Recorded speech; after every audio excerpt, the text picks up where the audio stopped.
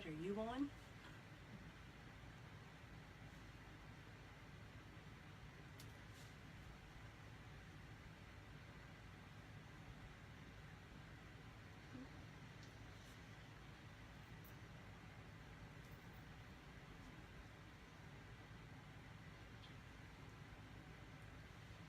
All right, good evening. Welcome to Journeys with Judy. Tonight we come to you live from Sparrows Point, Maryland.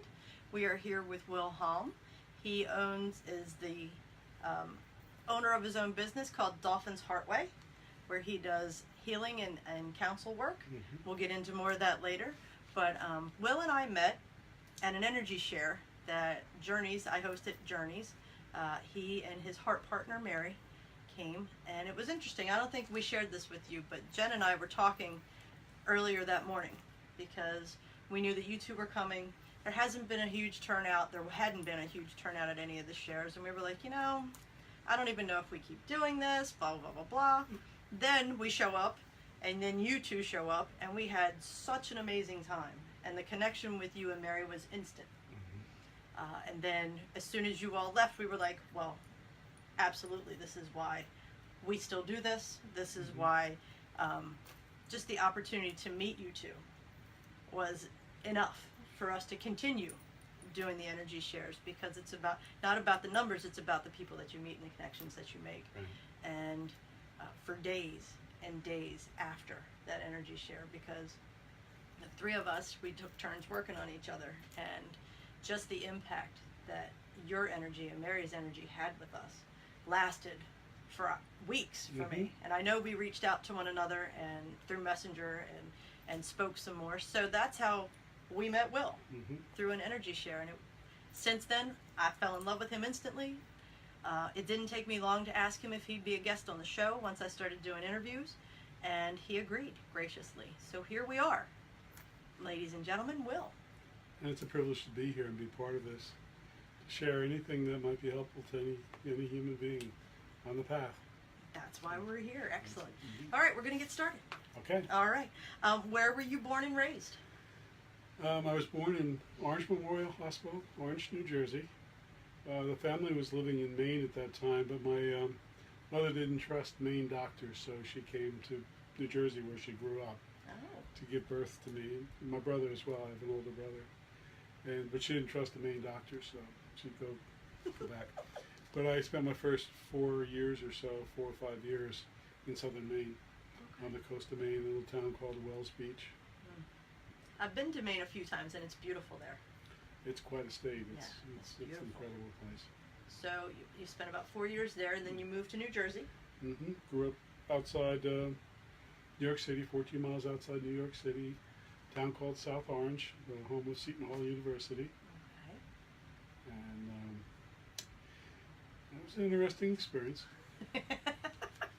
Did you go into the city a lot, being so close? I could, yes, even though I wasn't supposed to, I could get on the Erie-Lackawanna train, go to the Hoboken, get a tube, go over and be in Greenwich Village and rub shoulders with James Taylor or, any one of those performers back in the 60s and 70s. That's so cool. It was. So cool. I see you have a guitar set up in here, so you play? I've tried to play. I have some challenges with it, so it's here just as a reminder of folk music, which I love. Gotcha. Okay, so you've already mentioned you have an older brother. Yes. How much older is he? He's 3.5 years older than I am. Okay. And he lives in Pennsylvania and Maine. He bounces back and forth? Yes, he has a property in both places. Oh, very nice. Very nice. Are you too close? No. All right. We'll move on. How would you best describe your childhood? Traumatic. I grew up in a very violent home with a lot of alcoholism and not so nice stuff happening, so it was a challenge to be there. Okay. Learned a lot of good survival skills there. There you go. Found the lessons. Yes. Started early. What is your fondest childhood memory? The day I learned to ride a bike and not fall over, and just it gave me freedom, and it was wonderful just to be outdoors. I would go to a park, ride my bike to a park, and then lie on my back on the grass and just, see what the clouds were presenting. All of that kind of stuff. So you've always had a connection with nature. Always. Always. Fantastic. Very good. You said your childhood was traumatic and challenging. Yes. What was your biggest challenge as a child? You said your dad there was alcoholism.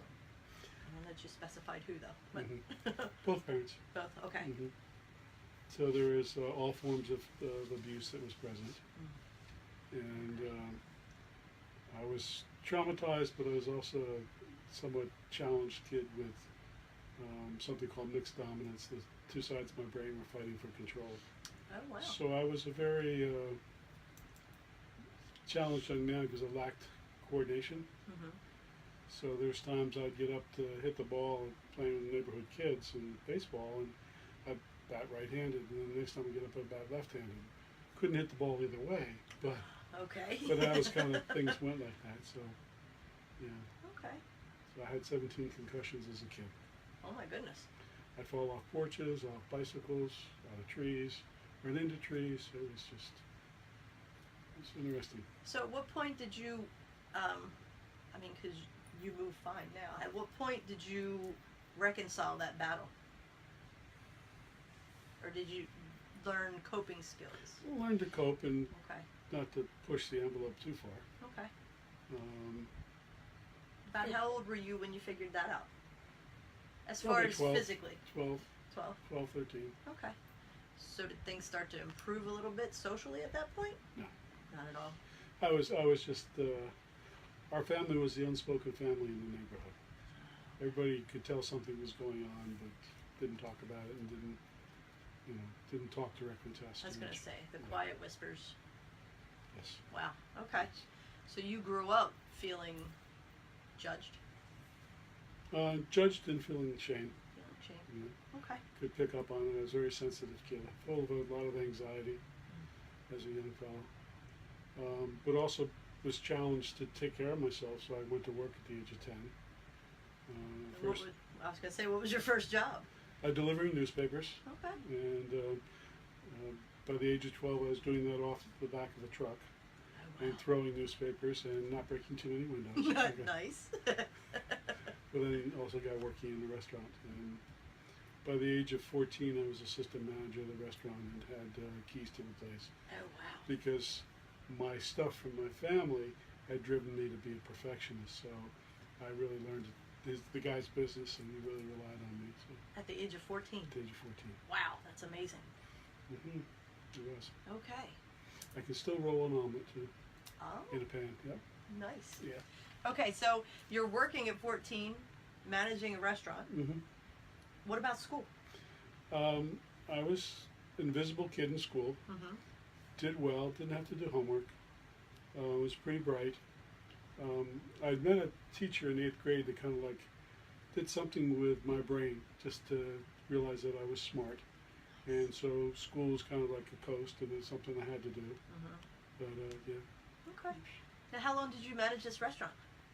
It was off and on kind of thing because once I got, when I was 19, I was drafted into the military. So I went away for 1 year, 3 months, 9 days, 3 hours, and 27 minutes. You weren't excited to get out, were you?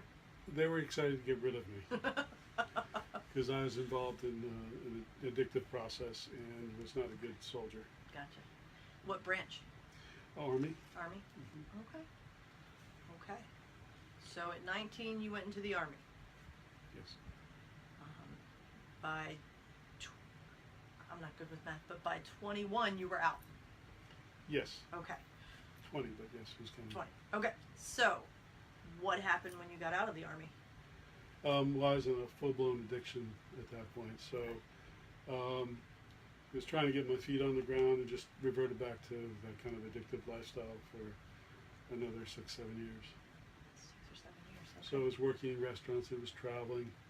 One day I just put a mattress in the back of my Volkswagen van and left. Didn't tell anybody.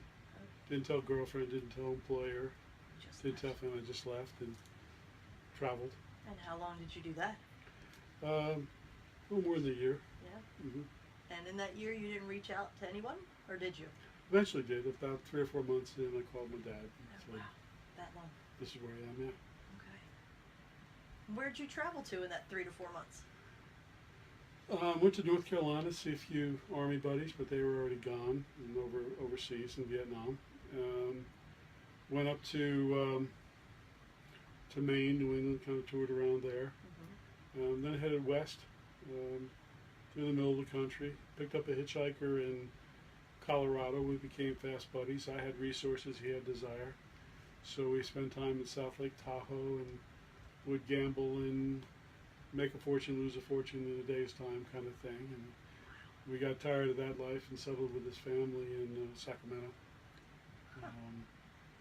We didn't find work right away, so we did some migrant farm work, which learned to pick apricots and cherries, which is interesting. Supported the addictive lifestyle because you get paid the day that you work. So did that, and his family kept me because I got a job eventually, and he didn't, so they let him go.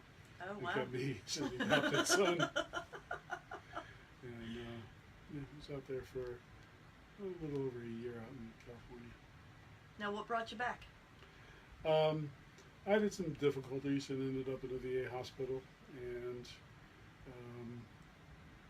they eventually, because I was not able to function very well because of the traumas that I had been through, they were looking at putting me in a warehouse kind of situation where I would be medicated for the rest of my life. Oh my gosh. Yeah, it was a kind of a wild and tough time, but there was an intervention, and I call it angelic or spiritual intervention, that I wasn't put into that program. The papers were on the doctor's desk. They were looking for a research study to do a drug test on it. They needed one more client, if you will, to do the drug test on this medication. So they knew it didn't work, but they had to finish the study, so they put me into that. And eventually, the people in the Stanford research unit helped me get out of the VA system and start to get my life back on track. Oh, wow. So if the medication didn't work, what was it that helped you? The people in the research ward at the VA hospital at that time were very loving, caring, understanding people. And though they didn't understand the effects of trauma that was unfolding in my life, they knew something was going on with me. And it wasn't something that was a throwaway. It was just somebody to love and see what they could do to help. Wow. So love helped you transform. Yes, all along my path. That's fantastic. Yes. Wow. Wow. Katie Anna would call that a soul boot. Yes. Yes, you had a soul boot. That's fantastic. So, that healing process brought you back east. Went back to that same restaurant. I was working there again, closing up the restaurant at night. And my brother at that time had purchased a farm in Pennsylvania, near Bloomsburg, Pennsylvania. And he was a city boy with a 100-acre farm, working for a utility in the nuclear power industry. He was going to work 78 hours a week in that and farm a 100-acre farm and remodel the farmhouse. And he decided he might need some help, so he invited me to come with him.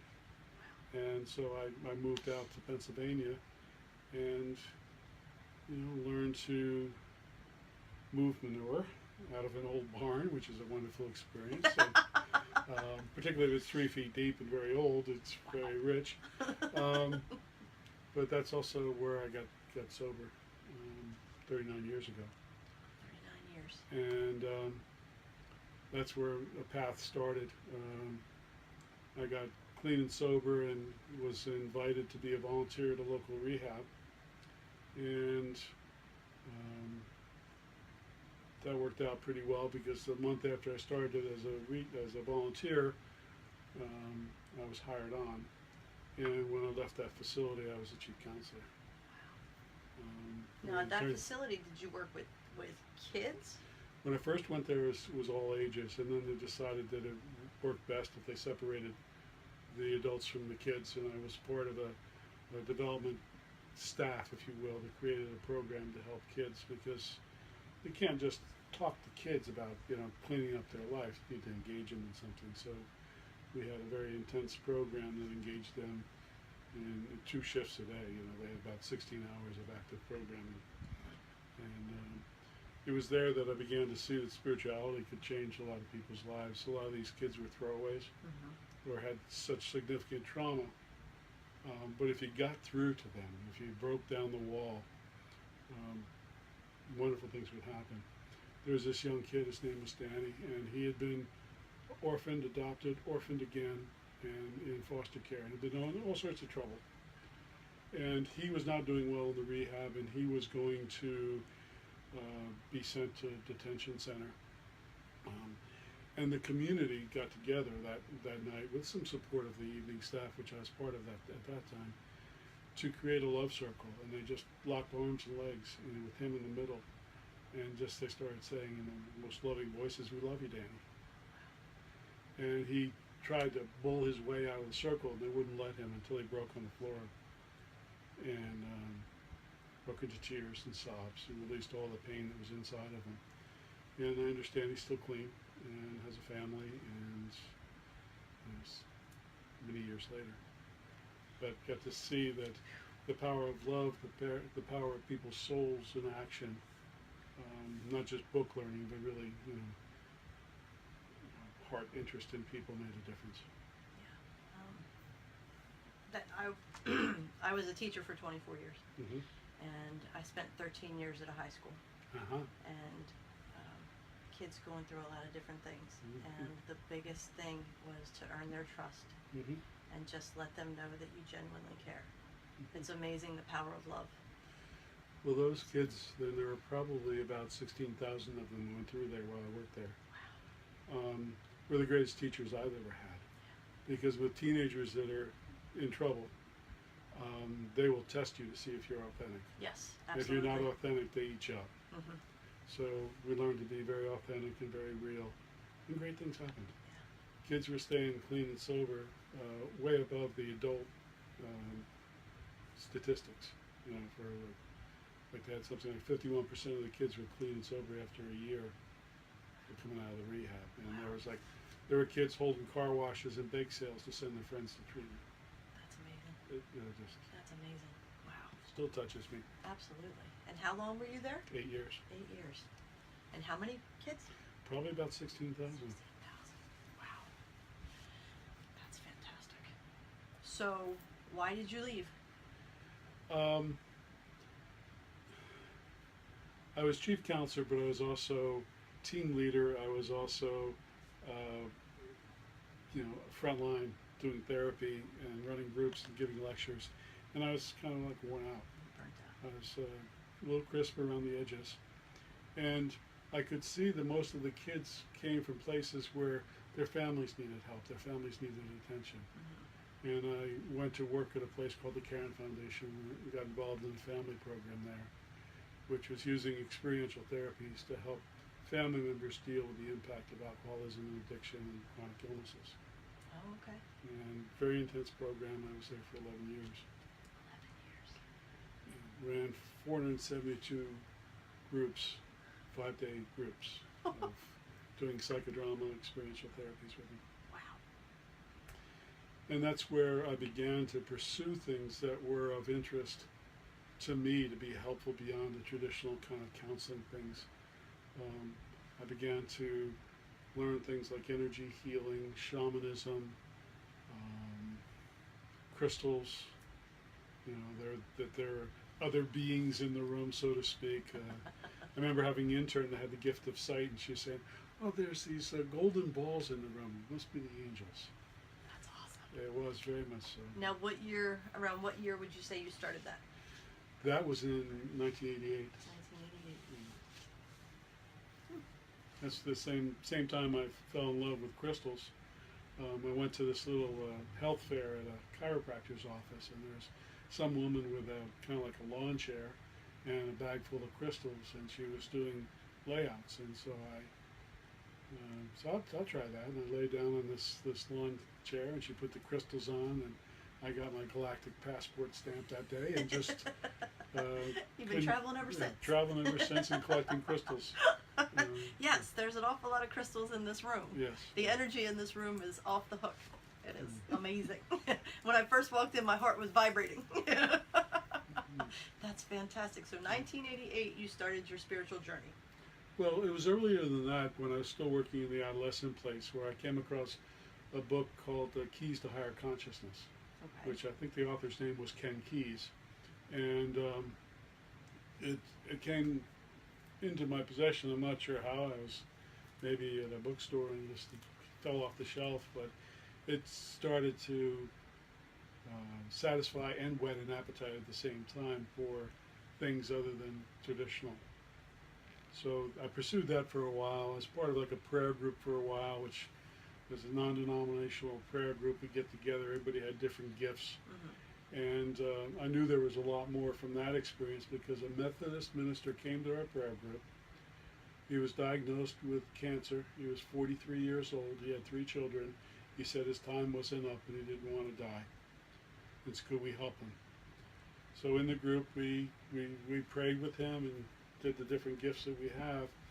And I saw black mass leave his lymph nodes. He went to the doctor the next day, and the doctor couldn't find any signs that he had cancer.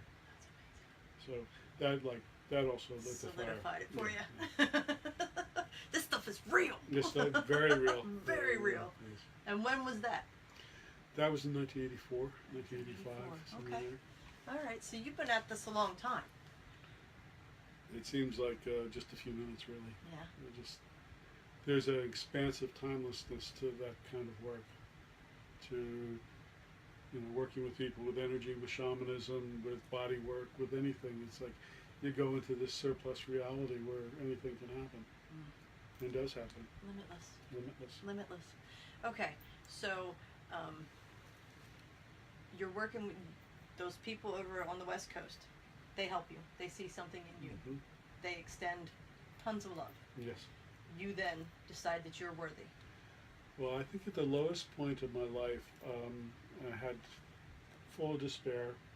I had attempted suicide 3 times and had failed. There's nothing more despairing than suicide attempts and failure. Can't even do that right kind of attitude. So with my fingers in wire mesh in this institution, I said to if there's a God and we get through this, I'll give my life to helping people. And so that started it. My question to you is, you began this rebirth, just to say, and at what point did you realize, or did you always realize, that when helping others, you were still healing yourself?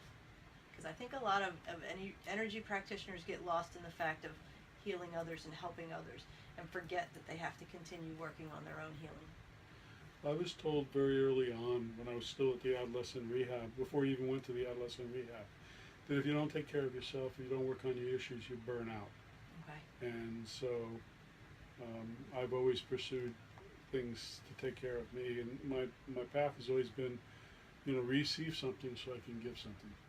Excellent. So it's just be part of the chain. Excellent. Fantastic. Now, I sit here and I look on your walls, and you have so many master certifications and the modalities. Mm-hmm. Talk to us about the modalities that you know and you practice. Oh. Yes. The list is long. There's 12 different lineages of Reiki. I'm a practitioner of psychodrama. I've studied something called Eunergy, which is a bodywork thing, massage, movement. Not that I'd be a master of any of these, but just being able to introduce something that may help somebody. What else? I've had a modality come to me called Dolphin Light Codes.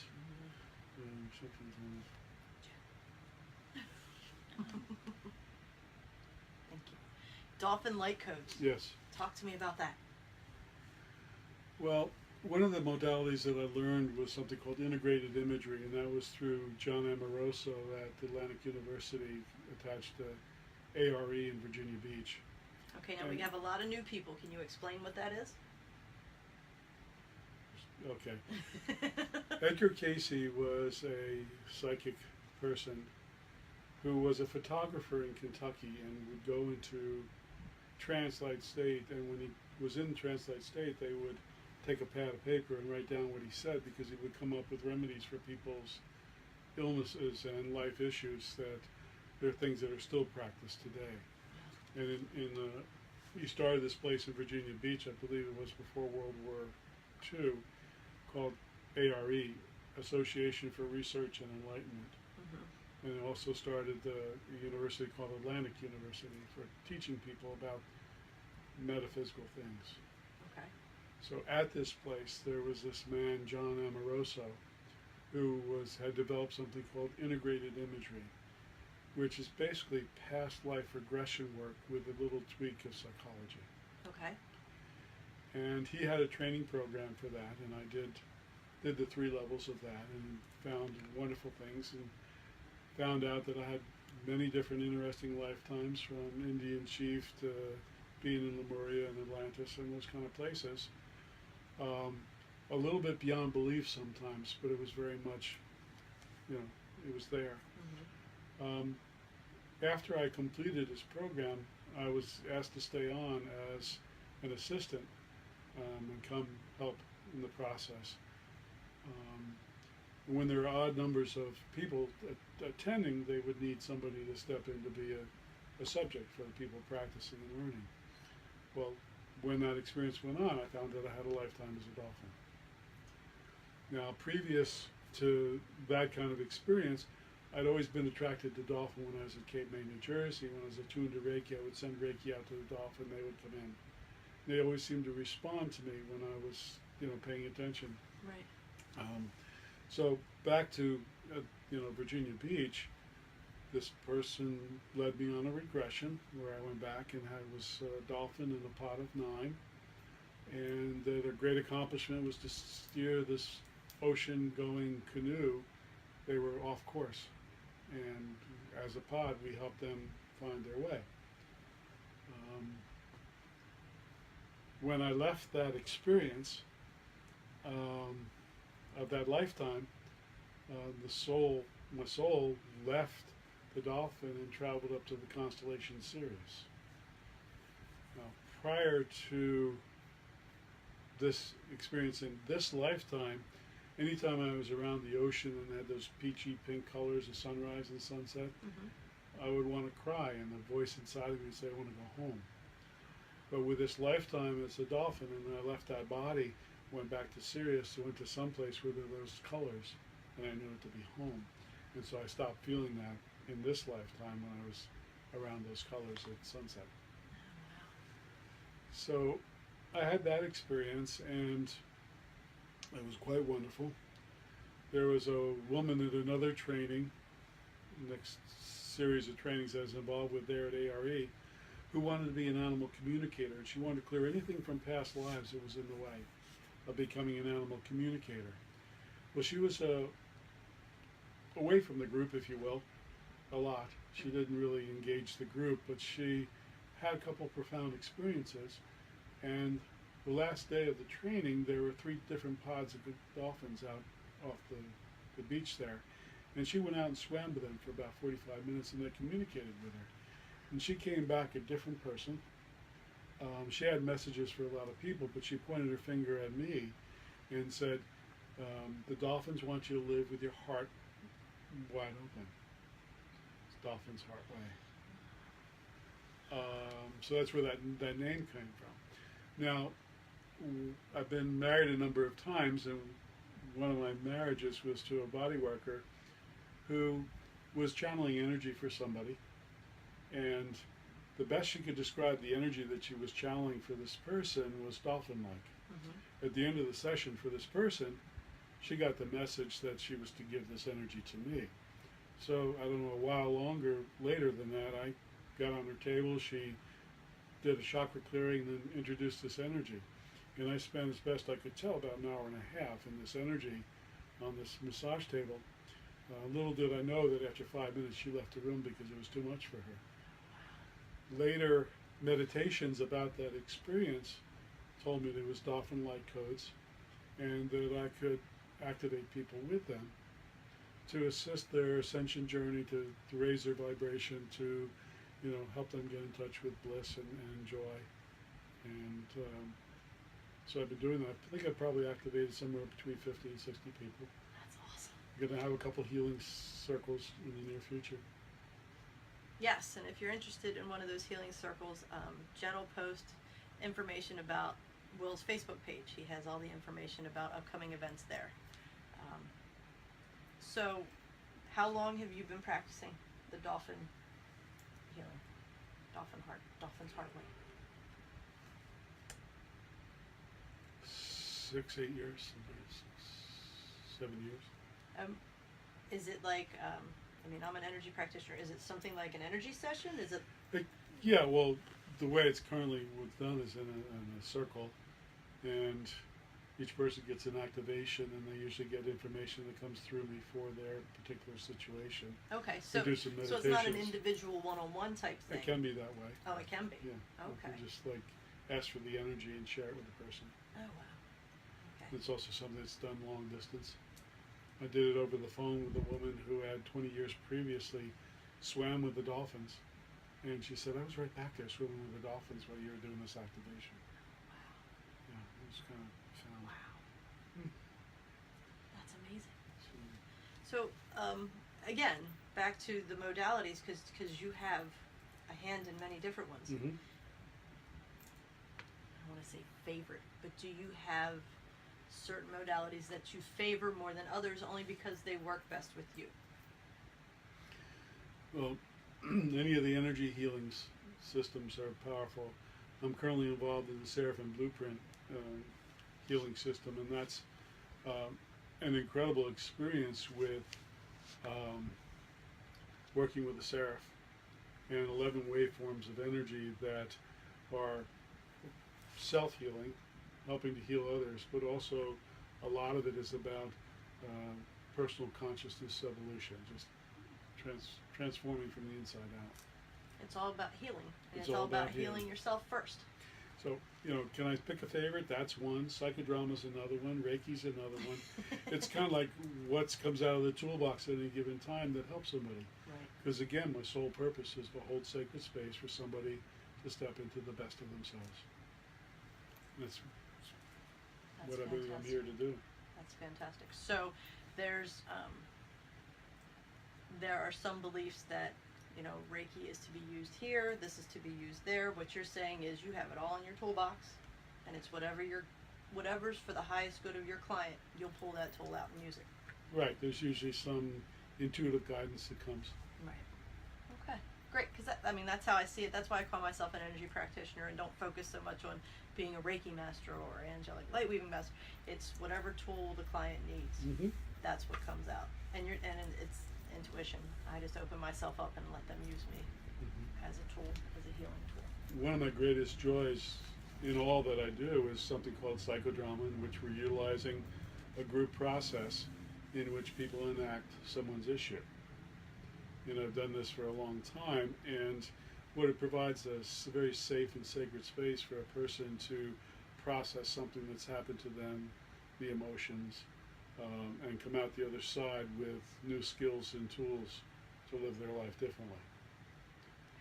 And matter of fact, I was involved in something like that today. And what it does is it goes to a timeless, expansive place that is just things happen. Mm-hmm. In one of the schools of psychodrama, we were working with women from the townships of South Africa that were there for really treated very poorly during apartheid, and we worked with altar boys that had been abused by the clergy, and just great things happen and people getting their life back on track. So I love that, and one of the things I'm trying to develop in the current practicum that I'm involved in is a psychodrama workshop to help energy workers, body workers, to more embody their skills to be more effective in their work. I would love to be a part of that. Okay? Because I belong to the Laurel, Maryland Psychodrama Training Institute, and love that kind of work. You are a very wise man with a lot of experience, and you are truly based from a place of love. There's no doubt anybody can be in your energy or hear your words. You made some comments on a live that we did, and my little sister automatically fell in love with you. You have a very calming energy about you, a very safe, open energy about you. And I think the work that you do is amazing. Thank you. Neil Donald Walsh in Conversations with God, came out. It's one of the volumes there about, asking the question, what would love do here? And so, that's been something that's been part of my life for a while, years, I guess, 20 years. So it's a very simple question in words, but so big in meaning. Mm-hmm. There's another question that I ask myself in the morning is like, how can I serve? Now, what does a normal day look like for you? I mean, you're surrounded by these beautiful crystals and all these things, and you do so much. When you wake up in the morning, what's the first thing you think? Is it, how may I serve? It's thank you. Thank you. Great. Because there was a time where I didn't want to be alive. Now it's kind of like, thank you for being alive, and thank you for the opportunities to do something. There are mornings I wake up with a good pair of cranky pants on, just I'm a human being. I don't want to, we're not putting me up for sainthood or anything like that at that point. But it's good to know that sometimes you have cranky pants. Yes. But in the mornings usually are about a cup of coffee, time with Mary and the cats, and reading some meditation books, some daily readers that put some thoughts in a right place. Running some of the Seraphim Blueprint energies, doing self-Reiki, journaling, pulling a divination card. Those could be part of the start of the day for me. Going for a walk. We live in this little community and surrounded by beauty. It's like go for a walk and see the blue heron or see the baby ducks or watch a osprey fly over and tell you what the weather's like. They're always squawking. But just that could be a start of the day. It's like, yeah, it's absolutely beautiful here. And you moved here with Mary 3.5 years ago? Yes. And where did you move from? Were you in Jersey then? No, I was in Pennsylvania. I had started in northern right. Pennsylvania, up in beyond Bloomsburg. I moved to the Reading area. Then I moved to Chester County and spent 19 years in the Chester County area. Chester County outside Philadelphia. I had a private practice there from 97 until when I left 3 years ago. But it's really not gone yet because I still go up one day a week and work with some people up there. I came from there and to here. Mary's quite an angel, so yes. We're going to interview Mary next week, so tune in then. You have 2 children. Yes, I have a son that's going to be 34 and a daughter is 32.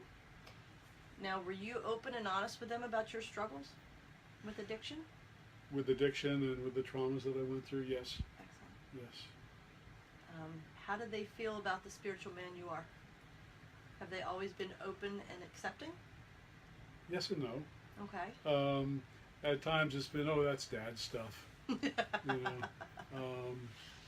There was a time when my daughter wanted to when she was 16 or so, wanted me to take her to a couple Wiccan workshops. And I watched her have a healing done with a didgeridoo and just open her up. They're accepting. Good. I don't force anything on them, and they make their own choices. But they're wonderful adults. Well, I would say back in the 80s, it really wasn't. I mean, a lot of this stuff is moving more to the mainstream. Like you hear Reiki dropped all over the place now. So you were doing this stuff long before it was the cool thing to do. Well, I was kind of a lone wolf in rural Pennsylvania. Yeah. I bet. Yeah. I bet. So I'm sure it could look a little different for your children at that point. Yeah, probably did. Yeah. I haven't talked about that. That was just always, they weren't too involved with it when they were young, except my daughter when she was 2.5. We moved to a place that had a coal furnace, and she had to ask the angel to step out of the furnace before I lit the furnace. Oh, wow. Wow. Quite a day. Yeah, that's pretty cool. Yeah. Wow. Now, do they ever call you for healing? Have you ever worked on your children? I've asked them if I could send them energy at different times in their life, and I have done that. Mm-hmm. But I haven't, had a specific healing.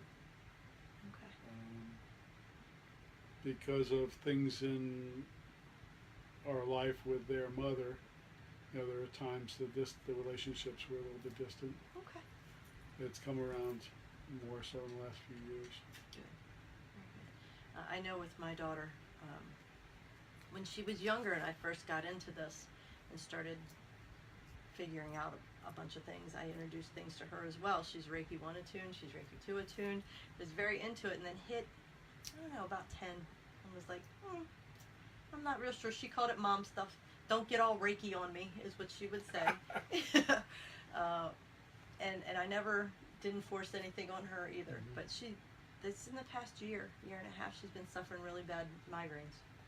So she'll, Mom, can you run some energy on me? Mm-hmm. So she's opening up, which is really cool to see. But she's a seer, and it scares her. Oh yes. Yeah, it scares her a lot. I remember seeing things as a little boy, 5, 6 years of age. It just terrified me. Yeah. Now, at what point do you remember shutting down and not seeing anymore? Probably by the age of 7. It was just because of the actual things that were going on, as well as the things I was seeing, was just too much. Created too much anxiety. I was jumping out of my skin most of the time. Gotcha. And I wasn't a kid that people wanted to be around because I was like anxious. Right. So then you just shut everything down. Pretty much so. Gotcha. We have a new cameraman that's running the tripod there. One of my cats is. She's adjusting the cat. Yes. She's adjusting camera. the She didn't like the angle. Oh, wow. Well, we have gone through and answered the majority of the questions. We loosely spoke about classes that are coming up. Yes. Where are some different areas in which you teach your classes? I mean, like logistically. Logistically. How far out do you go to teach? Probably beyond this solar system. No, that's a joke. That's just a joke. That's a different day. Okay. Kimberton, Pennsylvania. Going to be up in York soon. And I've done some things at Ion Massage and Harvard of Grace. And of course here at Sparrows Point. And what classes are you teaching? There are 2 scheduled Dolphin Light Code healing circles. And where are they going to be? Do you remember? One's going to be in Kimberton, Mm-hmm. and one's going to be here, Sparrows Point. There's going to be Seraphim Blueprint. There's a level 2 class that's scheduled for Kimberton, Pennsylvania, and there's a level 1 Seraphim Blueprint class scheduled for York at this very wonderful little healing center where there's some delightful people that hang out. Oh, I wonder where that is. Yes. So how long have you been teaching? Not long. I just received, I've been teaching a long time. Right. But Seraphim Blueprint, for instance, is something that just I was certified last fall Okay. in that. And Great. Mary and I just had some wonderful experiences with that system. And it's made a difference in both our lives. Fantastic. You and Mary are going to be joining Katie Anna and her team at the Bon Secours retreat coming up Labor Day weekend. So can my little kid show excitement? It's like, yay! Absolutely. Uh-huh. We are so excited that you two are coming. You have never met Katie Anna. Or no, you have. You sat in circle with Katie Anna and Alan. Circle a long time ago in Berwyn, Pennsylvania, yes. Chambers of the Heart. Yes. Right? Yes. Okay, so you had met her. Has Mary ever met her? At a show, I believe she's said hi to her, I think. Yeah. Okay. Maybe at New Visions. Okay. Now, the day you came out, you and Mary came out for the. You've never met her? Oh, okay. Okay. So the day you came out for the energy healing share, Yes. you are friends with Lloyd on Facebook. No. No, now, you weren't before then? No. Because when you walked in, you said you were hoping to meet Lloyd. Yes. How did you know Lloyd then? I think he came up and I was curious. Yeah. He came up in the feed, maybe you know this person. Oh, okay. So I kind of pursued who was this person. And Uh-huh. then something about a healing share. Mary and I Mary was interested in coming up to the healing share, and so yeah. Yeah, it was funny because you walked in and you were looking for Lloyd, and we were kind of like, he's not here. You're stuck with us. That wasn't any punishment or anything like that. It was a delight. Excuse me. As a man that's been involved in metaphysical things for a long time, it's I'm always seeking, some men, some what they used to call in the old days snags. Some Snags. Sensitive new age guys. Nice, I like that. Men with heart, and it's not no chumps and trumps, but it's really about guys that operate from their heart rather than the immature masculinity. Nice. And it's difficult to find them. Yes, they're more lately. Yeah, but they're coming out. We don't want to say, come on, guys. Come on out. Maybe run a group. Come on, guys. That's why you need to run a men's group. Right, gotcha. Okay. Well, I was saying all that because Lloyd, who hadn't met you, of course, we shared with Lloyd about you and Mary and our experience, and he hadn't met you, Right. but it came to him when he was traveling that he was to ask you and Mary to be a part of the retreat. So you had not met him. You met Katie Annie years ago. Mary hasn't met Katie Annie. You get this. They reach out and they say, "Hey, you want to be a part of this retreat?" Mm-hmm. What made you say yes? Why not? It's like life is an adventure to be experienced, to presented with opportunities to grow, transform, help, do whatever's called for. Do that to the best of my ability. Now, I know we've had conversations about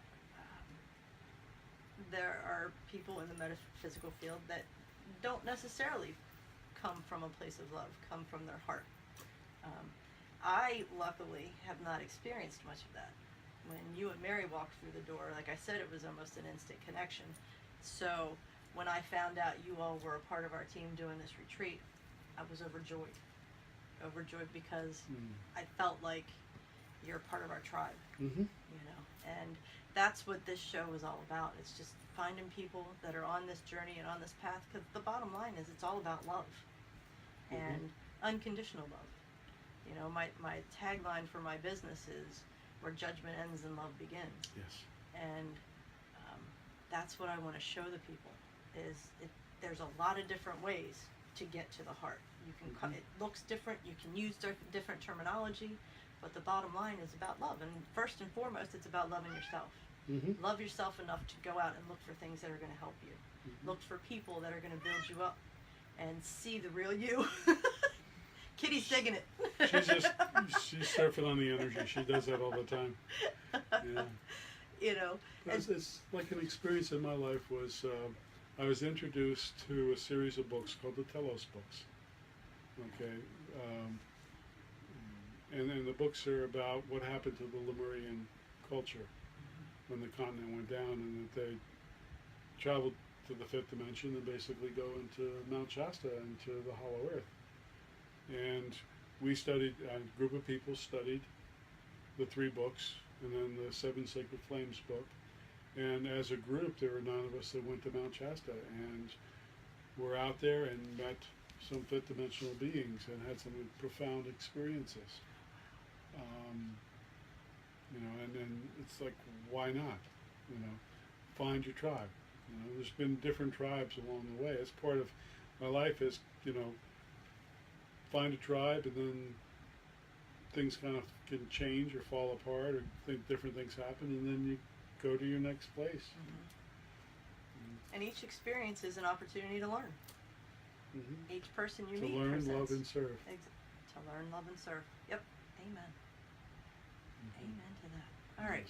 I said earlier, we have a lot of new people tuning in. Yes. That are interested in this whole awakening spiritual thing.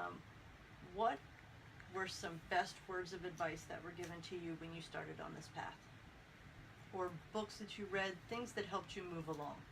Because again, you embarked on this at a time where it wasn't the hip, cool thing to do. There's so many different things that come to mind. there was one person that taught me the word "be curious." That statement, have curiosity, be curious, look into things. Don't listen to critics so much, but listen to your heart. Course in Miracles was something that said, "Teach only love, for that is who you are." Studied that for a couple of years, was a very powerful experience. Meeting Brian Weiss and just seeing a man, an Ivy League trained psychiatrist who was doing past life regression work, living with a heart so full of love that could just fill an auditorium with this love of who he was and patience. It's like going into Barnes and Noble and watching a book fall off the shelf and knowing that's the book you're to walk out with. Mary and I had the experience with the Seraphim Blueprint. It's like somehow the word Seraphim Blueprint stood out to us, and particularly to Mary that night that we first heard it, and we pursued it. If there's an itch and you scratch it, then keep going. Right. Keep going to it. But it's very important, I believe, to do your work, to keep doing your work, to clear, whatever it is in this human experience that you have that gets in the way of your openness to spirit in your life. Okay, so I'm sitting here thinking about your childhood and your past and the traumas that you went through, and it had to wreak havoc on your self-esteem and your self-confidence, and I can't help but feel that you didn't love yourself so much. True. So how did you turn that around? I mean, I have an inner mean girl that is just brutal. How did you stop? How did you stop that the voices in your head from beating you up all the time? You like donuts? I do enjoy a good donut. Donuts have a hole in the middle.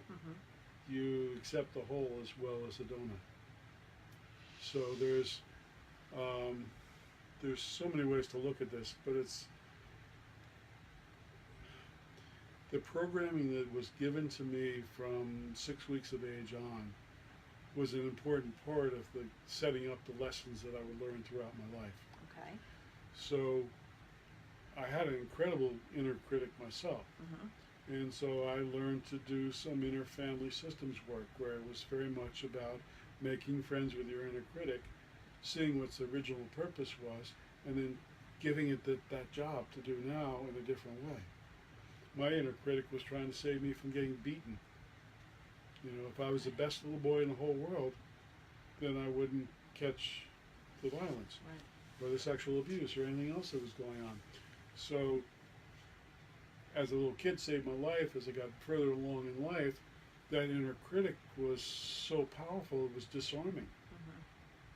And so it was like, I had to do something with it. And so learning to make friends with it, learning to accept that it was serving a function, it was a part of this human experience. We have so many aspects of who we are. Some of them are not pretty. But if they're given in context to the whole of who we are as a human being, as a spiritual being, they have purpose and they have value. So it's like, face your dragons. Face your mean girl inside. Befriend her. See what she's trying to do for you. It's look for the lesson, look for the purpose. Okay. And what do you learn by having to face it? But it's not something that's over for me. No. I'm an old man now, and I'm still working all the time with things that come forward, because we're very complex beings. We have a large subconscious, and there's a lot of stuff stored there, and things come forward. Don't be afraid of what comes forward. We heal in layers. Yes, we heal in layers, and love what you find. Because love is the answer. Love heals everything. Unconditional love. Love unconditionally. Yeah, absolutely. And if you can't love unconditionally, let's start loving. Yes, that's a step in the right step. direction. Love yourself enough to do it. That was one of the big things that was told to me when I started. Was something as simple as if my phone rang and it was an energy sucker, somebody that drained me, and I just didn't have the energy. Love yourself enough not to answer the phone. And it's amazing what that little act snowballed into for me. So something as simple as that. And people don't think. I think a lot of times they get overwhelmed by the big picture. and they Mhm. don't think about that one single step that's going to help motivate you. My recovery process brought to the idea of living one day at a time. This day is a gift. Make the most of each day that you can. Absolutely. Yes. And to look for that. You can look for the stuff that's distracting or the best blue light special at Kmart, but you can also look for, where's love present? Where's little miracles present? Where's the smile of a child? Where's the twinkle in the eye of a child? What's that bird singing there on the wire? It's like, pay attention. Right. Pay attention. That's the biggest thing. Everything is so distracting, and there's so much going on that draws your attention. It's just silence your mind. Silence yourself. Well, I tried to silence my mind. I couldn't do that. No? No, it's a very active place. Mm-hmm. But I also pay more attention to my heart than my mind, and I ask my mind to work in conjunction with my heart, support my heart. Nice. Jen's dad, Alan, used to promote an activity. Exactly. What a great. He would have students take their heart and put it in their hands and talk to your heart. He said he believed you should talk to your heart daily. Mm-hmm. Have a conversation with your heart and listen to what it has to say, just like you just said. Well, that's kind of where some of this comes from. The circle in Berwyn, Pennsylvania. Yeah. Mm-hmm. What are some words of wisdom you would like to pass on to our viewers? Some ending thoughts. That there really is no end, that this is an ongoing process, and you have an opportunity every day to be the best self. Is there a way in which you can step in that direction? Doesn't have to be a big step, can it be a little step? Can there be a question that you ask? Can there be, a warmth that you can extend to somebody? How can you make a difference in being in the world? That's what I tell people. And be curious, learn, read, pursue a workshop, pursue, a retreat, pursue something that's going to help you look at you, and then you look at you, you're looking at the universe. So, get to know the universe starting here and then move out from there.